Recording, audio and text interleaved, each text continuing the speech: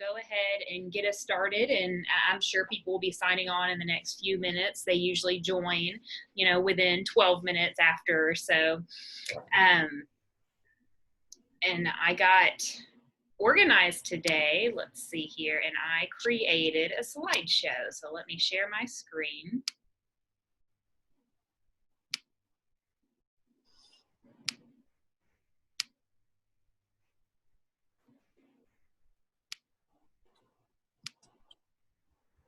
Okay, can everyone see that? Yes.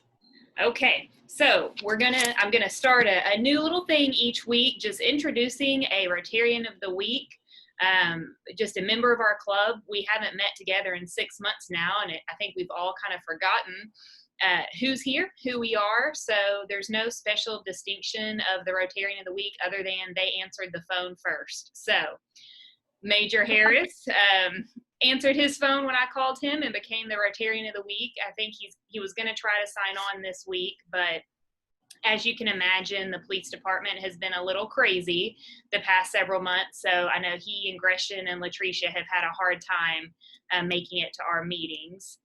So like I said, Chris is a major at the police department. He has been with Conway Police Department for 17 years. He's been in law enforcement for 22 years. In March, he went to the FBI National Academy. It's a school that's several months long.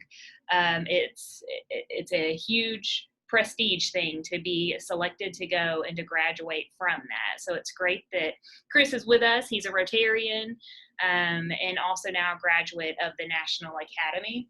He and his wife, Suzanne, have been married for 24 years, and they have one son, Zach, and they also have a dog named Four. And Chris said if he could travel to anywhere, he would go to Bora Bora, and he's hoping that he gets to retire to Bora Bora. And the thing he misses most about the world pre-corona is being able to meet with people face-to-face. And have those interactions on a more intimate level, which I know we're all missing in Rotary. I think probably a criteria of being a Rotarian is enjoying going to our Thursday lunches to shake hands and sit with people and chit chat. So that is Chris. He's been a member of our club for somewhere around 2 years now, and I look forward to us getting back in person so we can see him again. Earlier, if you were signed on, Dan mentioned our district grants. Our club applied for 2 grants, and we were able and received both of those. So we will be putting into works how to put the grants into action. Part of that is buying face masks for students who are in the schools. So we'll work on ordering our masks and get those distributed to the schools to help our community and also promote Rotary and show that it is service above self here at Conway Noon Rotary. The Wreath fundraiser will be gearing up soon. Ben is compiling some information, and Jacqueline said he would be getting in touch with you soon, and he'll be sending out an email. So keep a watch of your emails so that you can get that information about the Wreath fundraiser and raise money for this cause. Are there any other member announcements that we need to do? And I can't see everyone, so you may just have to speak up if you've got something. Courtney, I just want to bring up that basically October 24th is World Polio Day. So we just need to recognize that and see if we can't celebrate our efforts in polio. Sounds great. Thanks, Dan. Any other announcements? Okay. The district has been doing Room 6170. It's a Zoom hangout, basically. The next one is Tuesday, September 22nd, this upcoming Tuesday at 6:30. And Beth Keck will be discussing the power of diversity. The district email came out with the Zoom link for that, but if you've missed your email and you're interested in attending this session, please let me know and I'll get the Zoom link and password sent out to you. And District 6170 voted to send $5,000 to District 6200. That's the Lake Charles Rotary District that was just affected by the hurricane that came through. And that money is intended to help with recovery efforts for the Lake Charles area.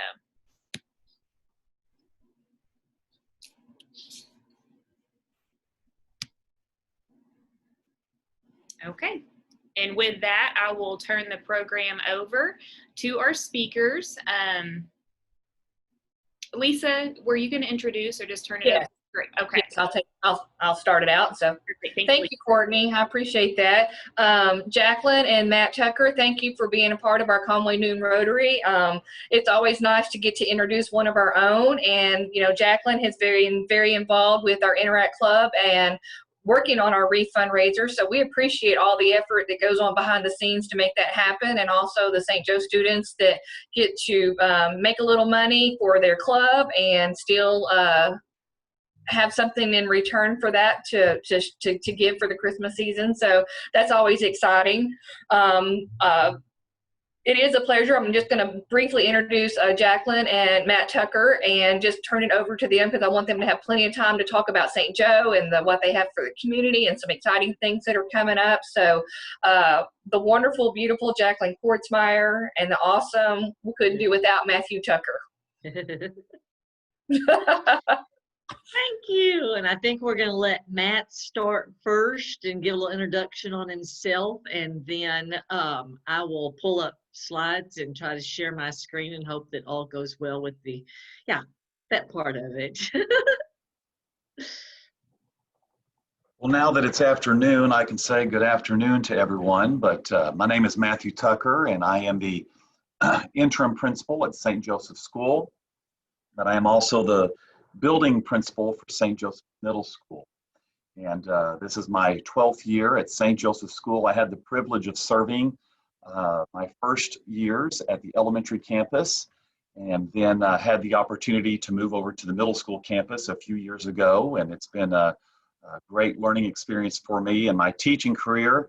I taught 5th grade for many years, so I was already kind of used to the elementary environment with the grades that I was in, but then also working with those middle school age students. And so a little bit about St. Joseph School.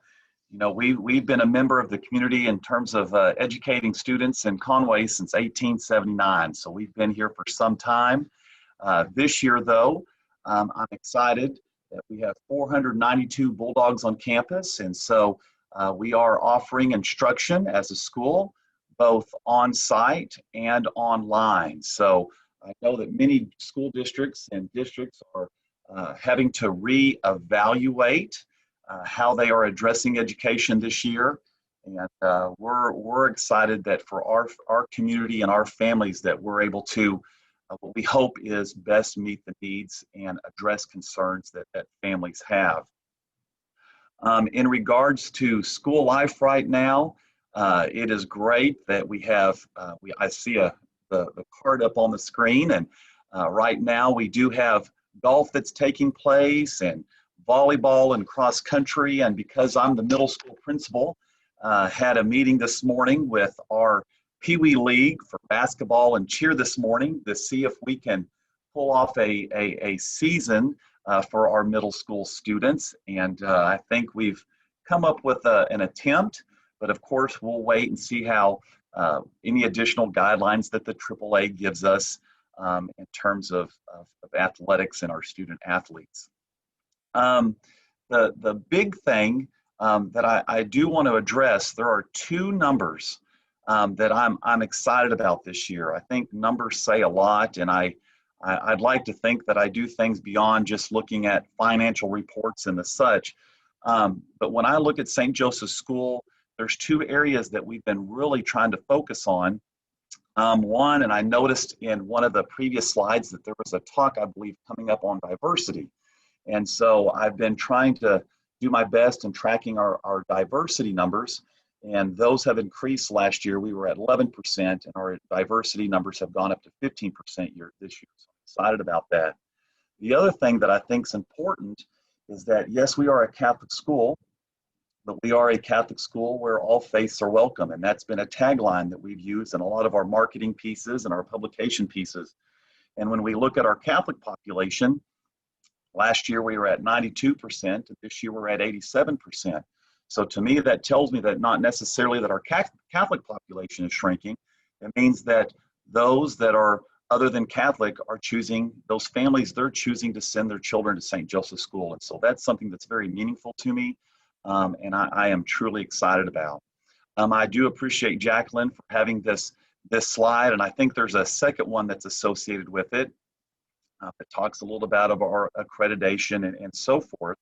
But I do want to put a spiel out, and I heard Miss Garner, who is our school board president, by the way, for St. Joseph School. Our bazaar is coming up next month. Traditionally, it is held the first weekend in August, but obviously with the COVID-19 pandemic, we really had to revisit that and reevaluate how to do that. And so in the month of October, we will still have a bazaar. It will not be a traditional bazaar as we've had in the past, but we will be having our truck raffle and some silent online auction items that will be available to the community that wish to bid on that. And it's great to bring a piece back that has been a part of our school culture for so long and a lot of families enjoy. And although it won't be identical to what we've done in the past, we're still going to be able to offer something.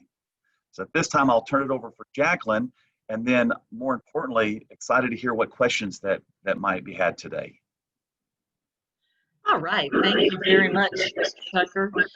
Okay, so I'm going to stop sharing and start resharing to start a different presentation. And let's see if this is all going to work like I want it to work. There we go. I think it works. I think you see my slide. Good afternoon, all fellow Rotarians. Thank you for allowing me the opportunity to visit with you today and to talk about my passion, and that's St. Joseph's School. And many of you know I grew up here. I'm a lifelong member of St. Joseph Church. I graduated from St. Joseph School in 1983. My husband, excuse me, I graduated in 84. I'm making myself older than I am. My husband, Alan, graduated in 83.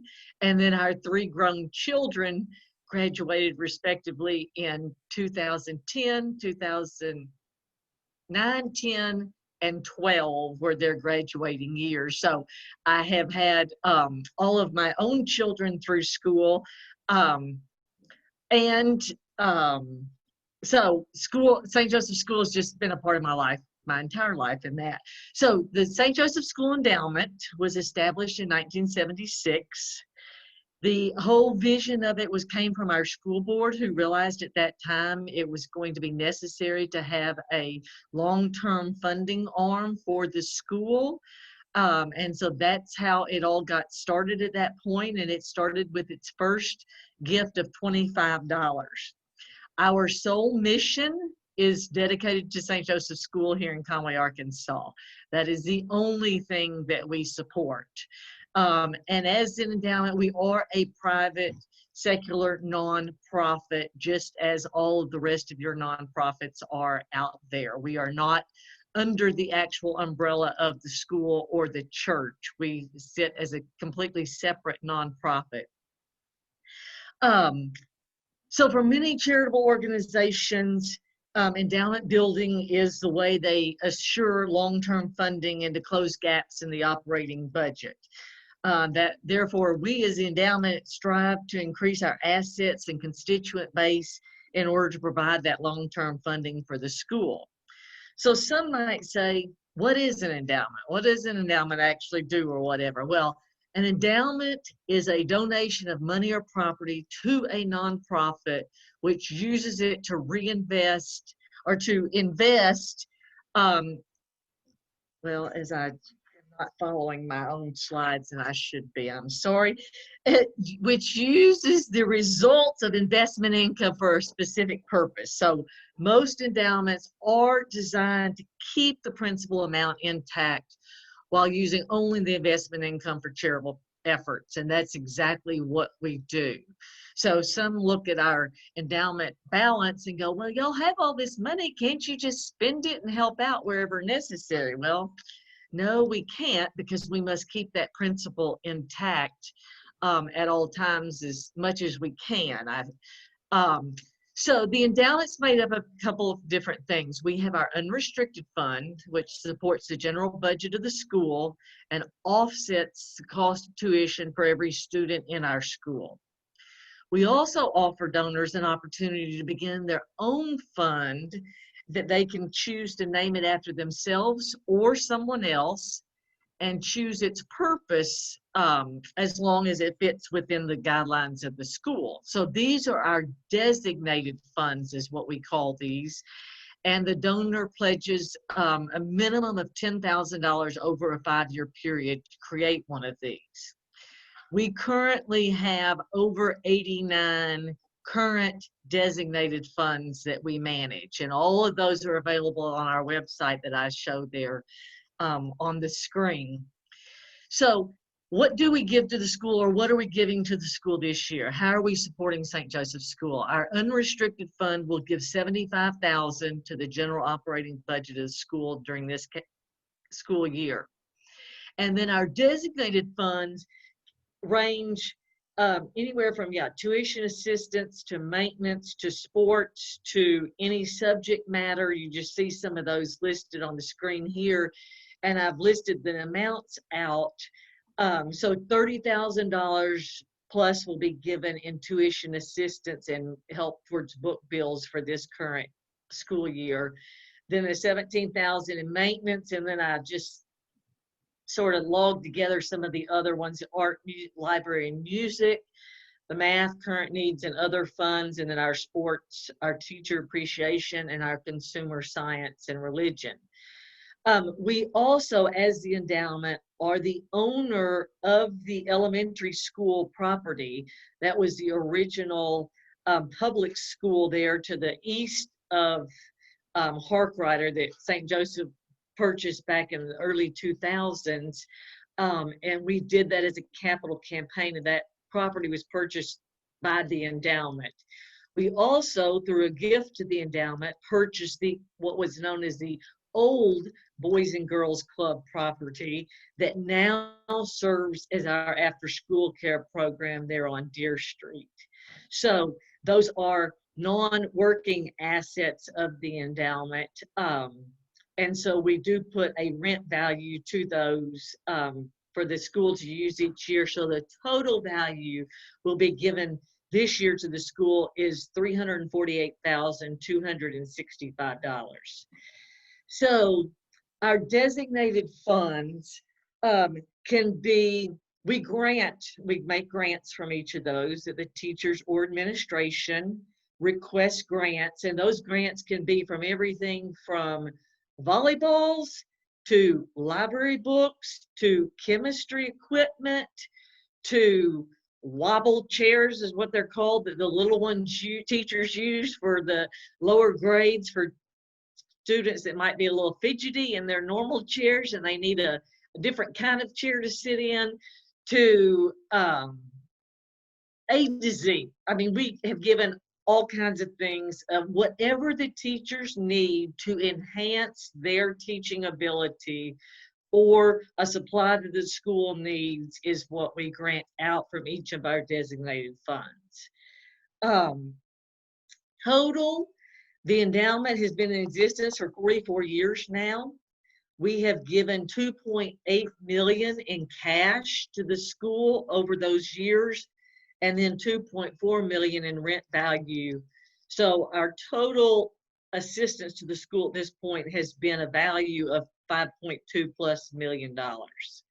So I think you can see what a difference it has made in the school. I personally have only been here at the endowment for 18 years, so I can't take credit for all those 44 years of fundraising.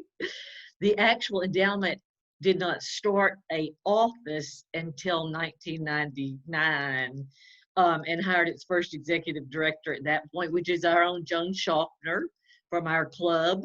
And then she stayed on until 2002, and that's when I joined the endowment, have been here ever since. So total assets of the endowment as of August 30, 2020 are now $9,477,321.05.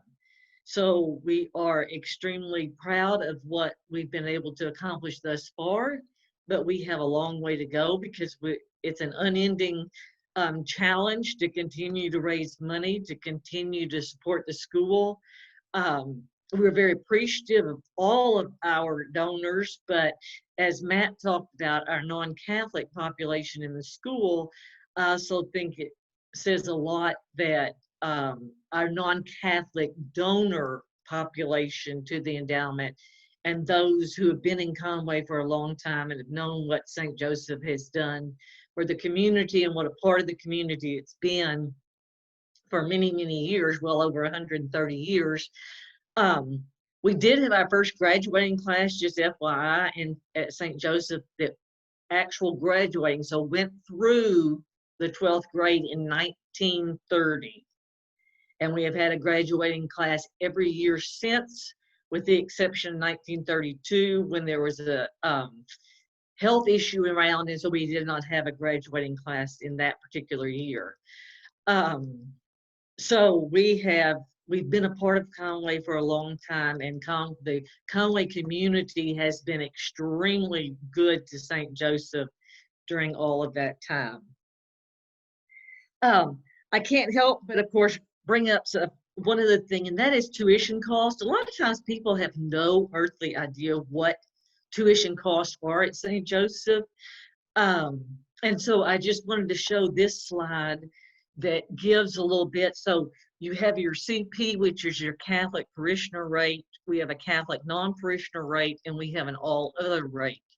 And so why do we have different rates? Well, we have different rates because St. Joseph Church here locally does support our school financially also. And so those who are Catholic parishioners here at St. Joseph do get a break in their tuition because they're giving to the church.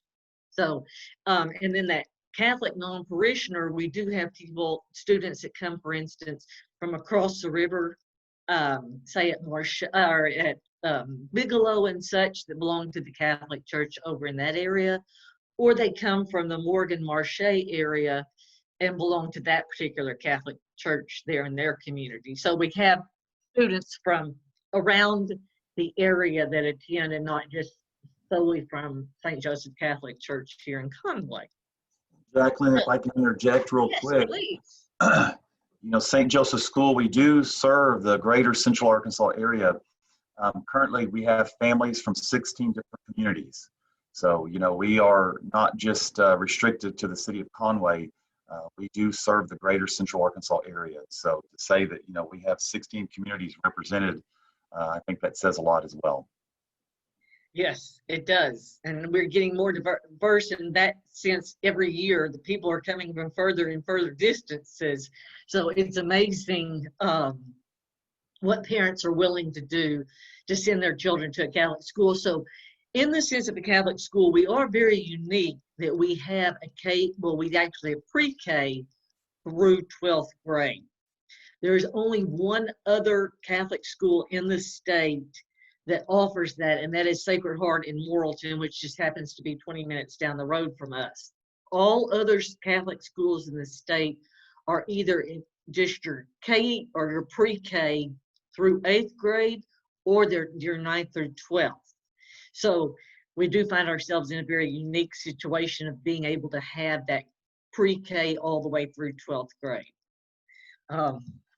We are blessed with that. So we also can't talk about St. Joseph without talking about our flea market, because our flea market began as a part of our bazaar many years ago. And then they just realized that that flea market needed to be an ongoing, year-round type of opportunity for the community, and not just with our bazaar. Because when it was with our bazaar, it took up every school building pretty well that existed at that point. During the summer months, to prepare everything and organize everything to be able to be sold during the bazaar. So our current flea market is located just behind my office here. At the endowment office, you enter through the St. Joseph Gymnasium parking lot. I know many of you are familiar with it. And it is completely volunteer run, completely. So if anybody has a desire to volunteer at a flea market, we accept all volunteers. I just want to put that out there. We accept donations Monday through Friday, 8 to 5. There is a drop-off for if someone's not actually there at the particular time, the backside door here. Our current operating hours at the flea market are from 8 to 3 on Thursdays, 9 to 3 on Fridays, and 9 to 2 on Saturdays. All those are all because of the pandemic we're in. So we have different hours each day. Those are the only 3 operating days that we have, and that's all we had prior to the pandemic. Also, on Monday through Wednesday, all of our volunteers are working to restock, sort, and everything else. If you have not been to our flea market, it is definitely something to visit. It is very well organized. It has everything from tools to toilet seats, to furniture, to clothing, to toys, to household items, you name it, truly, from A to Z, it has it. And of course, we never know what all we're going to have because it's completely based on contributions and that.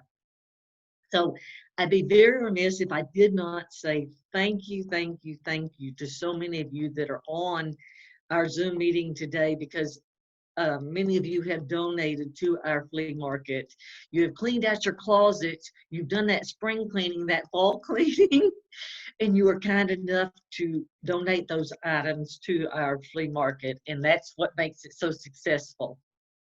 We also look at our flea market as a very much a community service. I found that out most when I was, when we still had the flea market involved in the bazaar. And I worked the checkout at one day there and realized how many people came through there, and they literally clothed their entire family for the entire year, because we were only once a year at that point. And they would clothe their entire family for the year at our flea market because it was so economical in that. And so today we're glad we have that opportunity to service the community all the time, year round, and not just during one time of the year or anything of that sort. So if you're looking for something unique, visit the flea market. If you're looking for something that is a need for everybody, visit the flea market. Blue jeans are $4 because they're like a premium prize is a blue jeans. Most pants, shirts, $2 each. Men's suits, $4. I mean, they're still, and we get brand spanking new things in that people donate that are for sale. They search all items. All items are in very good, usable condition, or they do not go on the rack. So if they're missing a button, for instance, clothing, they don't go on the rack. If their zipper doesn't work, they don't go on the rack. So it's like a prime flea market, I might say, in that sense. So thank you to everybody who has visited and who continues to patronize our flea market. So bazaar, Mr. Tucker mentioned a little bit about that to begin with. We are having our bazaar, it's just a little bit different, a whole lot different actually. We will be having our grand prize raffle. This will all be done virtually as far as the drawing is concerned. We are not having our normal little tickets that we normally sell. We're having a ticket form that you fill out to purchase tickets. And then all tickets will be printed and put into the squirrel cage, as we call it, the big hopper, for the drawing. So the grand prize this year is a 2019 Black Ford Ranger Sport.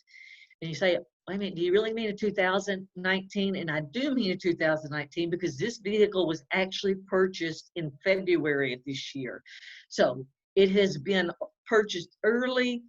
It is brand spanking new. And the only other nice thing about it being a year-old vehicle in the sense of year model is only concerned means that the value is not as high, and so the winner will not have to pay as many taxes on that as what the winner would if it were 2020 and valued at a higher price. So the Ford Ranger, it will be parked in my office yard, probably starting possibly today or tomorrow, in the next few days. So it will be on display. It's a good looking little, and I actually have a picture of it here at the end. And also the second prize on the grand prize drawing this year will be the 12 gauge shotgun, and then third prize will be a $500 cash prize. Tickets are same price as they had been for the last several years now, actually. $2 each, 6 for 10, 18 for 20, and 100 for 100, or anything over 100 is a single dollar ticket. We do have forms here at the endowment office. You're more than welcome to stop by here and buy tickets, and you will see some forms out and about in other places, just not as much as what you have seen in the past, just because of all the pandemic and everybody trying to stay away from any more exposure than necessary or what. But please stop by our office anytime, Monday through Friday, 8 to 4:30, and we will be happy to sell you tickets. Also, oh yeah, and I realized I blew that picture up, so it really distorted the black truck. The image there looks blue, but it's black. We also, with the bazaar, are going to have a virtual drawing for Raffle Row prizes. So this particular drawing has several different drawings involved in it, and that is this pizza oven, professional pizza oven, wood burning that's shown here was a raffle item last year, and the couple who won it had no reason to actually make use of it, so they've kept it stored, and we are re-raffling that item. That's a $4,200 value, along with a necklace shown there from Francis M. Fine Jewelry. Those are together on a raffle, and those ticket prices are $20 each, or three for $50. If you want to participate in that raffle, then we have a second raffle as part of that, which is a tuition credit here at St. Joseph, and the book bill and the Chromebooks. I know that's not of interest to a lot of you, but that's going on as a separate raffle with a separate ticket. And then all of the things shown there on the right-hand side are on one raffle. And you buy tickets together, and then you put them in whatever box you wish to put your chances into. So that is a painting by Steve and Vivian Griffith. Well, she goes by Vivian No as her artist name, but they are a married couple. And then we have a $500 gift card from Strain Photography, an ice chest stock full of beverages, reserved parking lots at our gymnasium, which are always a big hit with our parents and grandparents, and then a $500 cash. So those raffle items are all on tickets that are the same denominations as what the truck tickets are, 2 each, 6 for 10, 18, so forth. So if you buy 100 of them, you can choose to put 20 of them in the $500 cash box, or you can put 20 towards the painting box, or you can divide them up however you wish on those. All of these things will be drawn for virtually on the evening of October 24th. That time has not actually yet been determined, but we are very appreciative for everyone who has supported us in the past for our bazaar and who will continue to support us this year. And of course, we hope and pray next year that we can get back to our normal bazaar, because I always enjoy being hostess at our dinner that's always put on Friday night. And I see so many of our Rotarian faces come through there and support us in that way, and we greatly appreciate that. So for this year, we'll have to make do with what we can do, and we will have to hope and pray for next year that all things are better in our world and that we can get back to our normal activities in all ways, with everyone is understanding in that. So with that, I am going to stop and I am going to open it up to questions for Mr. Tucker or myself, either one. What would you like to know about St. Joseph's School that you don't know? Don't be hesitant to ask anything. We are open and willing to share anything. I will say, you know, our non-Catholic students, and I'm going to just bring Lisa up here because we mentioned she was our school board president. She is one of our non-Catholic parents who has a child in our school. She transferred her child to our school when I think he was in 6th grade, 7th grade, 8th, 5th. Oh, 5th grade. Oh, 5th grade. Okay. And so she is just one example of someone who chose to send their child to the Catholic school, even though they weren't Catholic.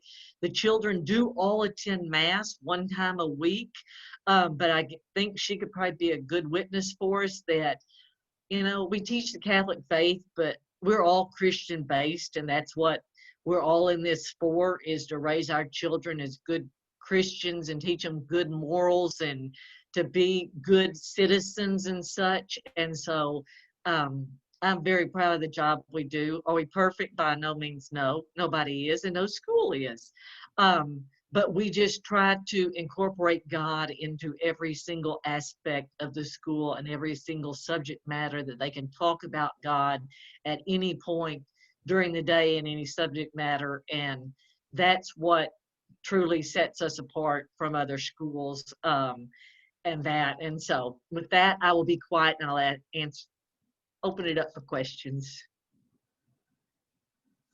I do want to say I'm thankful for St. Joe's for our community, because there are some schools that are private schools that are not open to the community, that you have to qualify or different things like that. So I am thankful that y'all have opened it up to the community, no matter what your faith is, to be a part of. And thank you for saying that. People have asked me many times, Lisa, you're not Catholic, why are you at St. Joe? And I just say for the people, the community, that the schooling, the ACT scores, I mean, just our first time out the bat, you know, ACT scores, I was pleasantly surprised, and I'm thankful that he's willing to go the extra mile. He wants to get that 36 like Kayla Malley, you know, and will we ever get there? No, but I mean, just the education that we're getting and that they're eager to do that.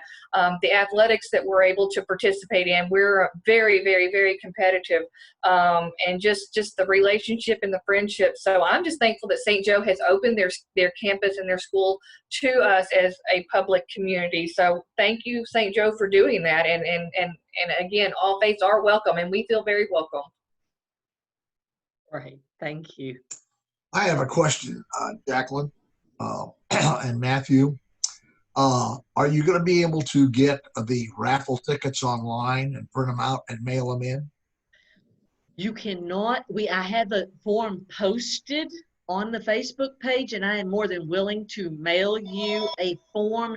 We cannot literally sell tickets online. That's not actually legal for a raffle such as this. Oh, okay. But I am more than happy, Mr. Strange, to send you a form, and you can just mail that back to me, and I can take care of it from there.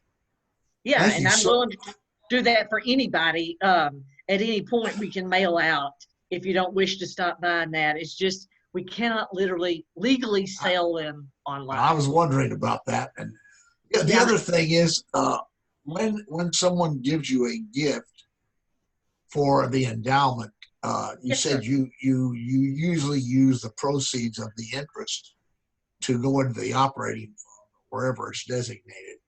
Right. Yes, sir.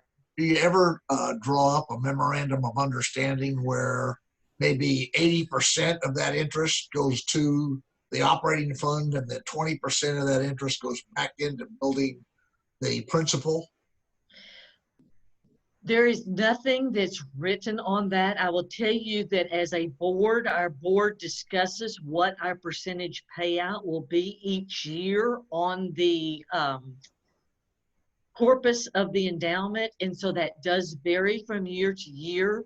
We try to keep an extremely moderate rate of payout that we do in order for, one, not to disrupt the school budget as they plan for these amounts of money and such, so that on good years, we're giving moderately on bad years, because there are definitely bad years that we have experienced in the market, and that we can still continue to give during those years. So there is not a set percentage that we pay out on a year-to-year basis. That is looked at literally each year and decided, so that we can continue to grow the fund at the same time while giving out. Well, congratulations to Bulldogs. This is a center of learning for our city and county, and it's just great. People keep ringing my phone here. Let me turn them off. You're an important man, Mr. Vance. Oh, no. Oh my gosh. Yeah, it was unavailable. Anyhow, hey, thanks for a great presentation. I really enjoyed it, and more support we can give our schools, private and public, in this town, the better this town becomes. That's exactly correct. We're all in it together for a win-win situation. We sure are. Jacqueline, let me ask you a question about the flea market business. Yes. What do you guys do with items that are donated that you just can't sell? Well, we have recycling programs at the flea market. And so we can send, for instance, shoes that come into the flea market that are not sellable, that just aren't, are overused, have seen their better days or whatever. We send those off to a place in Oklahoma that does recycling, and we make a little bit of money off of those. We do a lot of recycling just through the Conway recycling bins, trash bins, and that type of thing. We also can send off clothing that is not, that we won't put out on the shelves to be sold in that we recycle those out of Dallas with an organization that uses them to, I believe, to make towels and that type of thing, recycle fabric and such. So we do a lot of recycling at the flea market because of, basically anywhere we can make more money, we can make money on it, we're still going to make money on it. Let's be honest here. We've been very creative in the ways that we could use those things that aren't truly sellable. You don't send them to any international organizations, do you? No, we don't. I'm not aware of it. Okay. Now, and please let me make this clear. I'm only with the endowment, but the flea market runs as a completely separate entity of the school and the church and that. I just keep very involved with it, but I don't know everything that goes on there. That's for certain. Okay. Just like I don't know everything that goes on in the school. Perfect. That's fine. Thank you. Sure. I also want to mention that the flea market is now heated and cool, because at one time it was not, and I did frequent them when they were not heated and cool. So nice addition to the flea market. Yes, it is. It is a very, very organized flea market. So if you like things that are organized, you can truly come in there and shop it just like it was a normal store. It's, so if you're a shopper, you've got lots of things to look at. And I mean, literally on Thursday mornings, we don't open till 8, but by 7 o'clock and before, you've got people lined up out there already to get in. And we know that people, some of them are dealers, and we sell things at a much lesser rate. They can purchase them from us and they can go resell them. And that's great. We appreciate their business. We're just thankful that they were donated to us and that we can sell them at a reasonable price to the community. So, any other questions? As Mr. Tucker mentioned, golf is going on, volleyball is going on, and cross country is going on. And there's definitely plans to have basketball. Anyone have any other questions? So I may have missed it, Jacqueline. I saw the largest portion of the endowment went towards scholarships. How many of your students receive scholarships? Like what percentage of your student body? Right, exactly. So our scholarships are for those that are need-based. They are all need-based scholarships. There is a process they have to go through, forms that have to be filled out. We currently this year, I think it's like 41 students in 24 families, within 24 families that are getting some type of tuition assistance. No family gets a complete full ride of any sort. Everyone has to pay a portion themselves. They have to be willing to make sacrifices, basically, to send their children to St. Joseph. So yeah, there's some, and I should have had that number in front of me. Last year, I know it was like 41 in 24 families that received some type of tuition assistance. I'll also add that no member of the faculty or staff, we're expected to pay for our students as well. So as a dad that had 4 last year and I have 3 this year, although we've got college added onto that, but you know, just as we expect our families to invest in that Catholic education, we do ask that our faculty and staff invest in that Catholic education as well. Yeah, and what I don't have, didn't show up, but I should have, is our teacher, years of service with teachers. We have a very, very good track record of years of service. I mean, the librarian in the high school was a librarian in the high school when I was there. Miss Wilson, she is a doll. She is way past retirement age, but let me tell you, she runs that high school, that high school library with a whip. And that we have a kindergarten teacher, Miss Charlotte Moix, that's in her 38th year, is the kindergarten teacher here. So we have a lot of teachers that have invested a lot of years here. And then we have those that are brand new.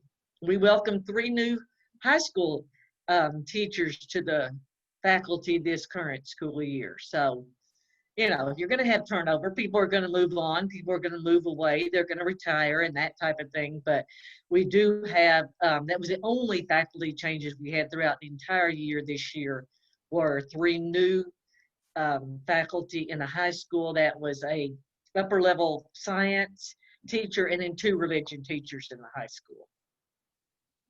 And one benefit, as Ms. Kordsmeier alluded to earlier, with the number of Catholic high schools that are in the diocese, you know, being a pre-K-12 school, and the majority were a very generational school. We have many families that, you know, it's mom and dad went here, grandparents went here, great-grandparents went here. And so being a K-12 school, just as with most schools that have a high school, you know, we do have an alumni base that do want to come back and teach at St. Joseph School. And so we benefit from that greatly. Yeah, we do have a number of alumni that are current teachers at the school. And so that just makes it a little extra special. That's all, or my personal opinion is, it does. Any other questions, comments, thoughts? We're going to get a gold star because it's not quite 10 till 1, and so we're not going to keep everybody for the whole hour. All Rotarians always like it when the speaker stops early. Oh. Thank you for joining us. We appreciate it, Jacqueline and Matt. Thank you for your time and for talking to us about St. Joe. Thank you. Pleasure. All right, everyone have a good week. Thanks, guys. Mr. Strange,